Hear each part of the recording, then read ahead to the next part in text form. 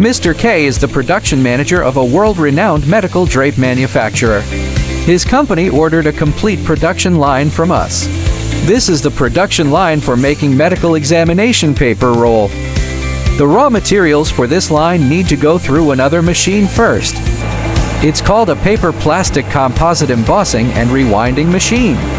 Its job is to bond single-layer or double-layer wood pulp paper with plastic film, emboss patterns on it, and then rewind it into rolls. You can set all the production parameters through the touchscreen, and it also shows the real-time production status. This is the finished products after rewinding. They're the ready-to-use raw material for making the final examination paper roll. The machine has a movable material handling platform. It's easy to move materials around in the same workshop. Once the material is in place, it uses a pneumatic tailstock for loading. Very safe and convenient. This entire production line is fully integrated. From raw paper and film all the way to the finished rolls, everything is done in one go.